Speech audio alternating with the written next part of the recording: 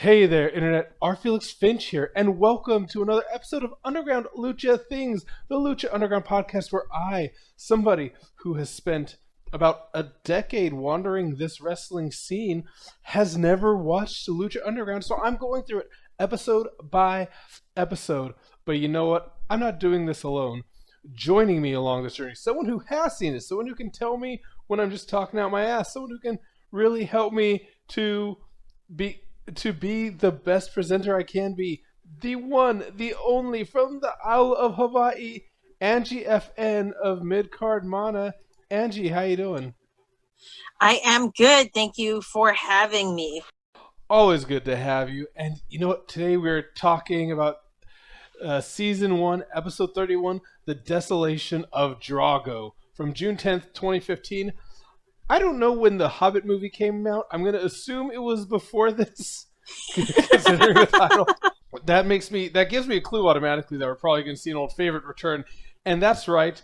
We see Drago. I almost said Ryan Drago. By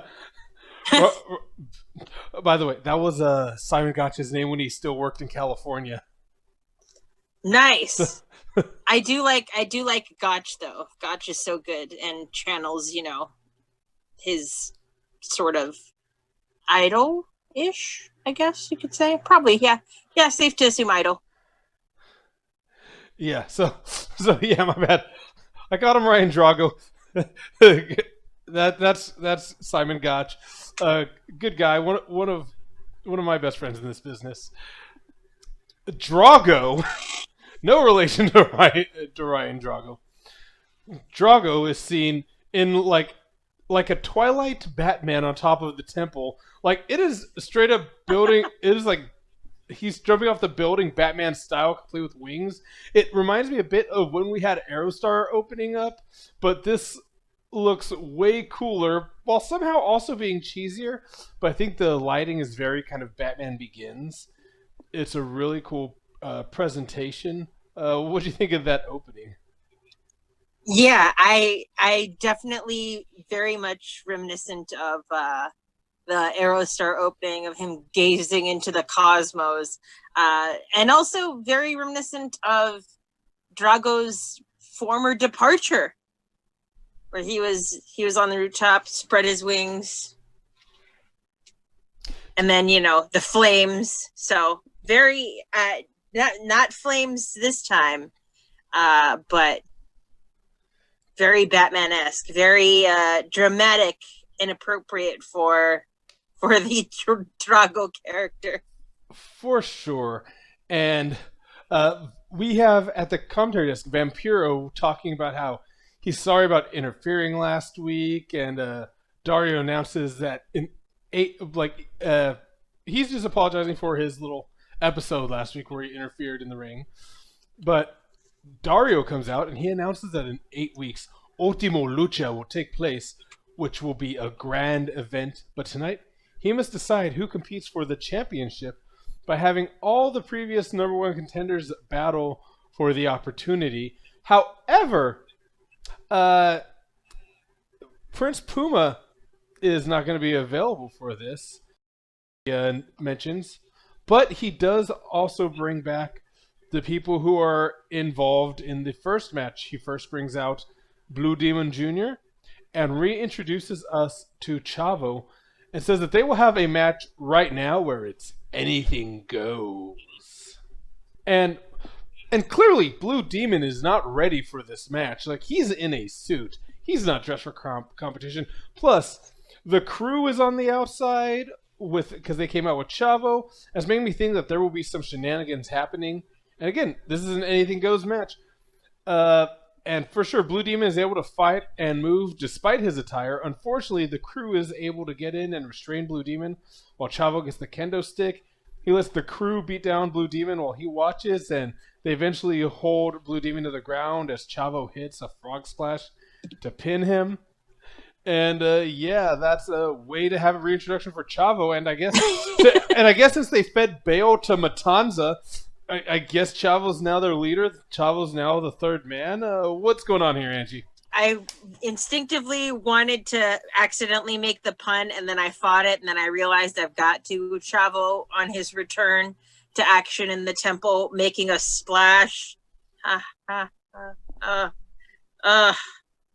don't even like making puns, but it just was in front of me. My friend that makes puns is going to be so proud. Anyway, I was stoked to see Blue Demon again, looking pretty fly, looking nice in that suit, you know. And I always appreciate any performer that can wrestle in regular clothes and still make it look effortless, as regular clothes do not, of course, have the same give and flexibility of most wrestling attire.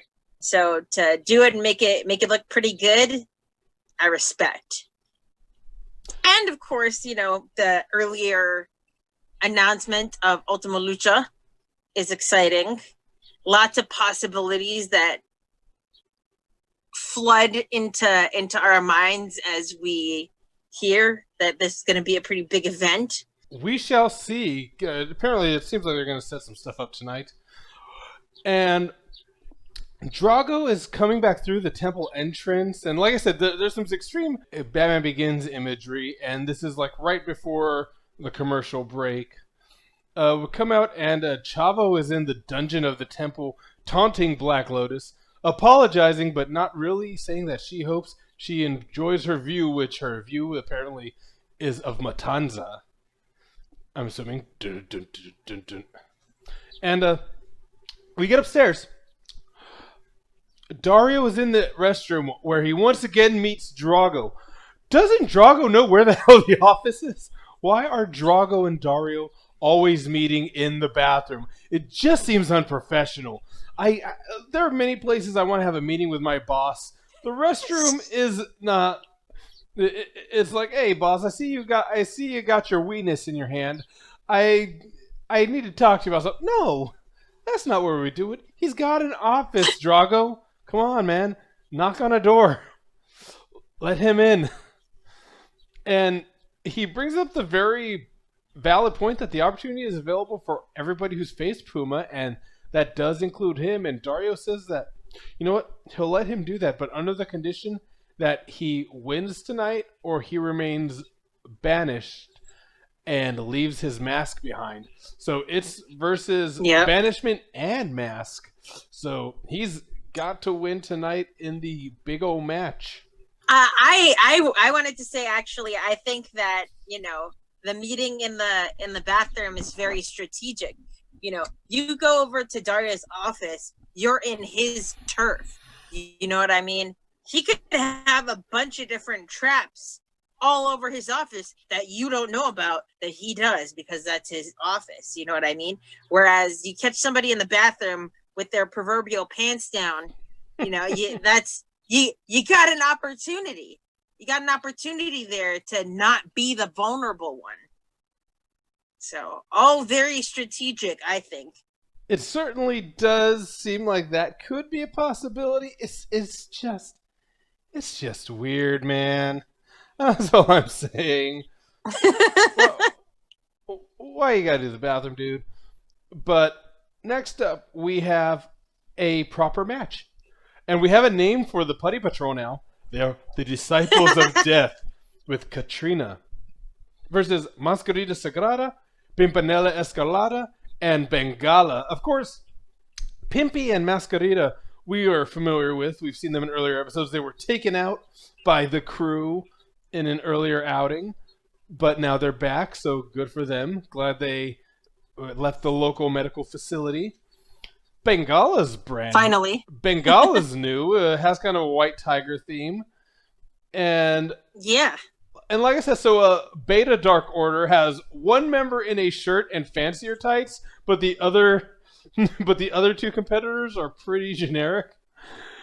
Yeah, like I said, you know, I saw this, I instantly thought Dark Order for some reason.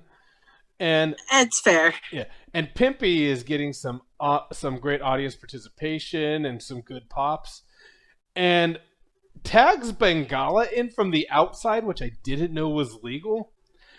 Which up a floodgate of terrible, terrible cat jokes by Matt Stryker and Vampiro. Just god awful puns. and they acknowledge it though. The disciples work in tandem to isolate members of the team, and they deliver a triple crucifix slam to Pimpy for the win. And to be fair, though, random disciple number 2 does a really cool job doing this like perched pin on top of Pimpy. There's no lick of death though, so Katrina doesn't care enough to lick. What do you think of this match? What do you think of Beta Dark Order, or Putty Patrol, whatever you want to call them? Beta Dark Order.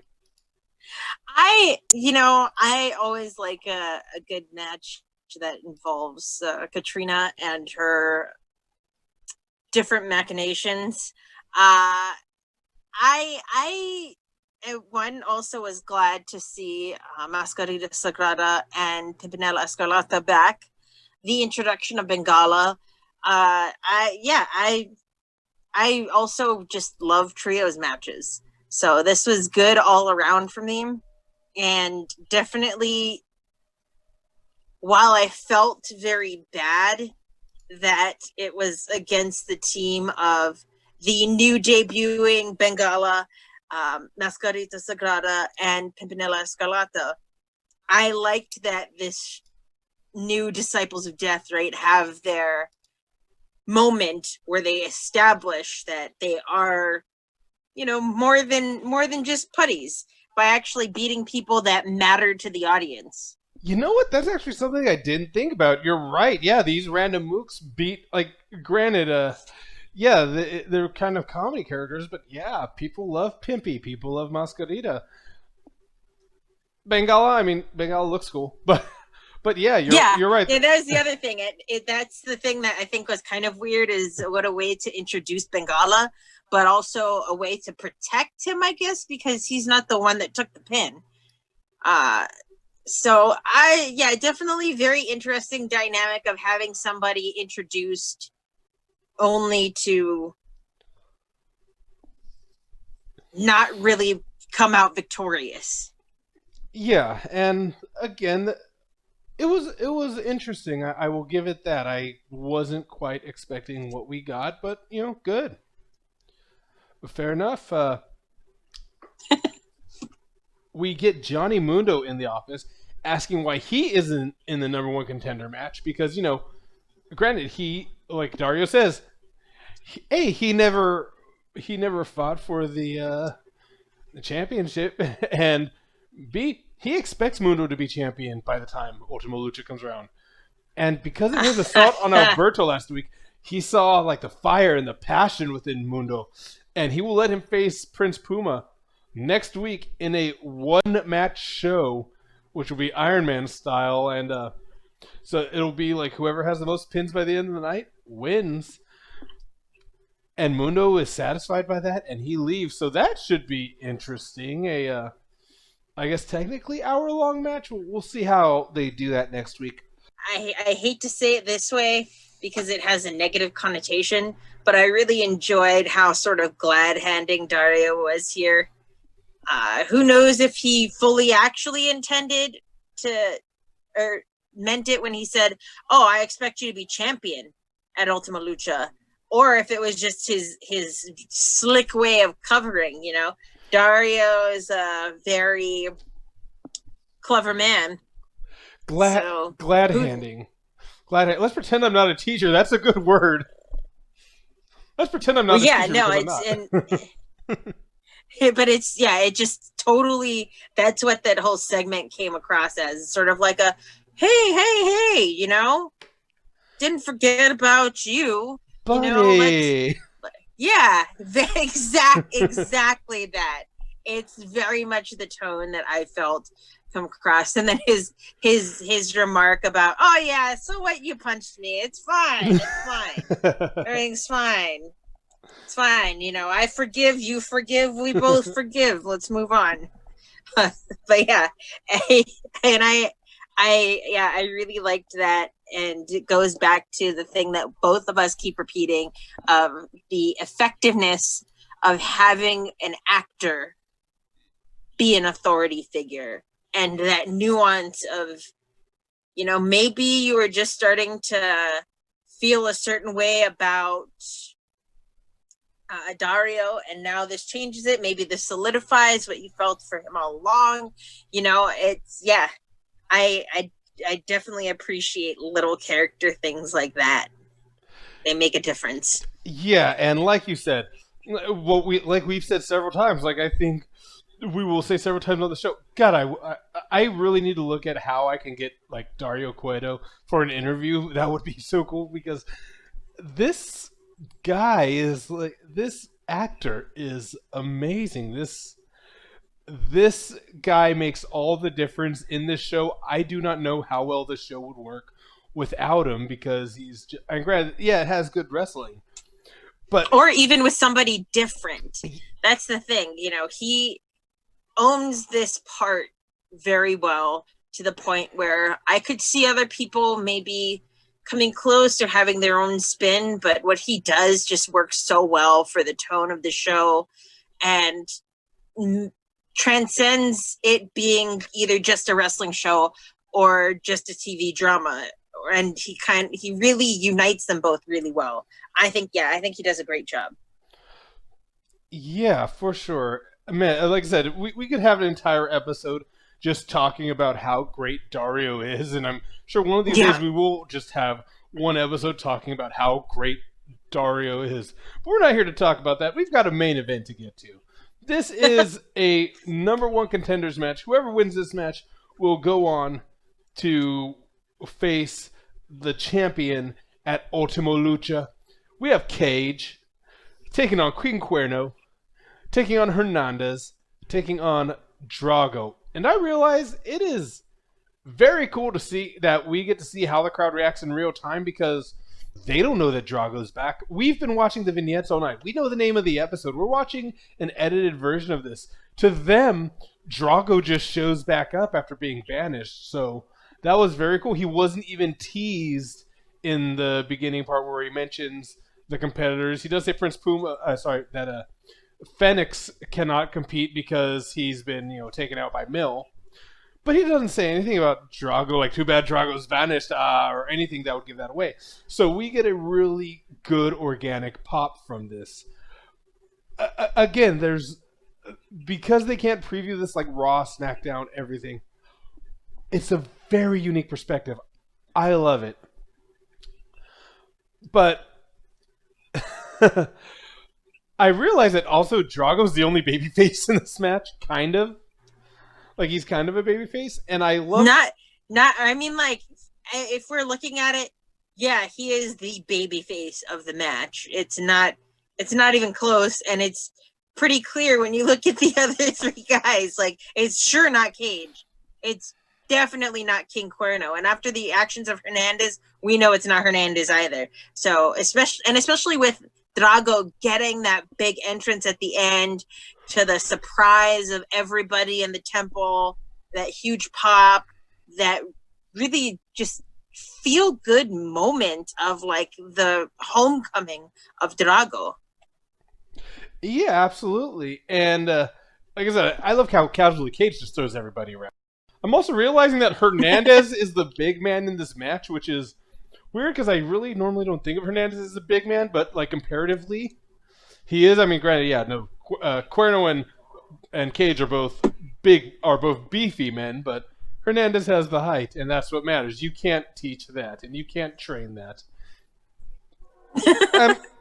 There are still instances of waiting on the outside while other pairings battle that plagues so many things here, and I look and I see that somebody is standing up in the Batman corner, and it's revealed that up in the Batman corner, it's Killshot that's just watching and waiting. I didn't know what else to call. I was like, why is it, who's doing their best Batman out there? Oh, okay. Yeah, and Cuerno is eventually the one that sees Killshot and calls him out before diving on the competitors on the outside.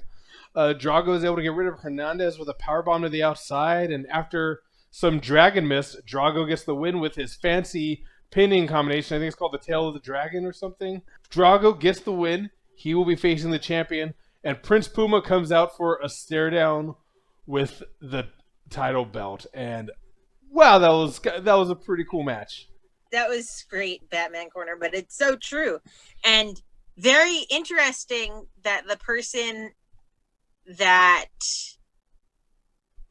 notices, I guess you could say, or is the first one to acknowledge Killshot over in the corner is Cuerno, who did a lot of the same thing in his first couple of introductions to the temple.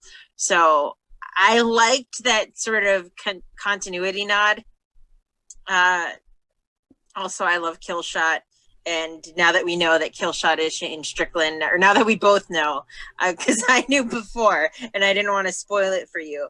I mean, thinking about the implications of Shane Strickland versus any of those guys, super exciting.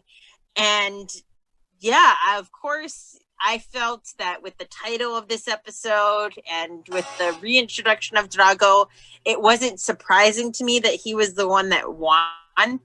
It came out as the winner here, but it still felt good. You know what I mean? In a way that even though you know it's coming, it's still satisfying. That was very much how I felt about this finish and this episode in general. For sure, yeah, I absolutely agree with everything he said there. And again, noticing some of the small production things and how much it enhances the experience is really cool, because honestly, like I said before this, I would have never thought about how much it matters that we're seeing this as it happens, that we're watching it develop. I never would have thought, again, like just how important a GM can be, because we're used to some real crap GMs throughout history. I mean, granted, like basically anyone who's not William Regal. Although Kurt Angle did his best, he was just like authoritative. Like Kurt Angle was doing the best he could, but authoritatively, he just didn't have it. There's, I guess, Adam Pearce might be secret GM right now. Like they're not really clear on that. I think. Yeah, I like Scrap Daddy AP as his Twitter implies, or not implies, outright states that's his Twitter handle. But he doesn't really feel powerful, you know what I mean?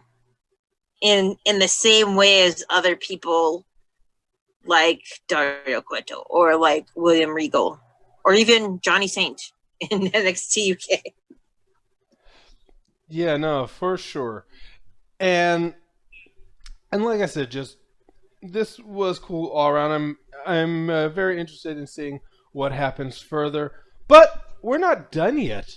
We do have a post-credit scene, because Daario was watching from his office, and Katrina once again teleports into there to ask why Mill isn't in the match. And she straight up tries to murk him by strangling him with his own key till he concedes to have Mill face Drago in 2 weeks, with the winner facing the champ at Ultima Lucha. So again, that number one contendership is never quite really safe in Daario Cueto's hands, because we saw this happen with Hernandez before.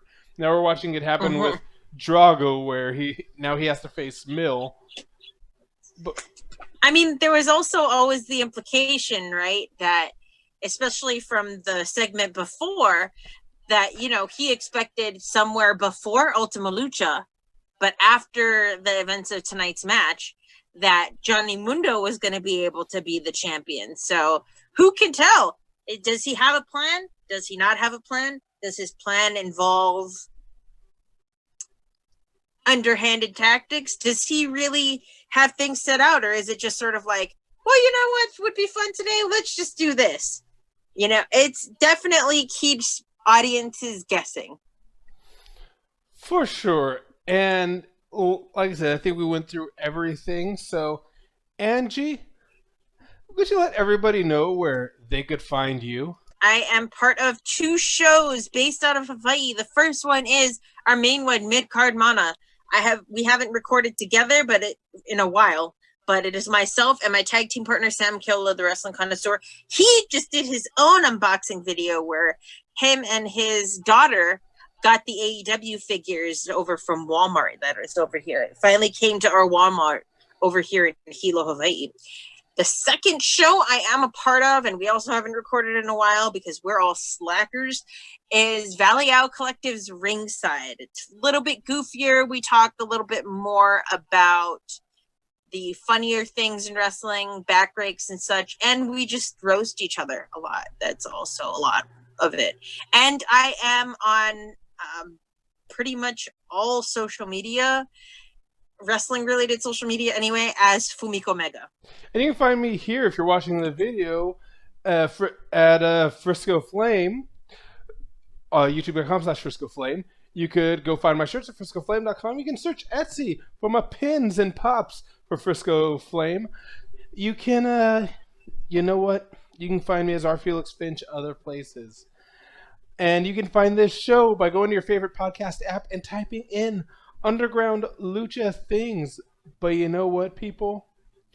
For myself, for Angie, peace out, party peoples. We will see you next time. Bang, bang. For more Underground Lucha Things. Premature bang bang. That's fine. It happens. It's normal. It's not just me.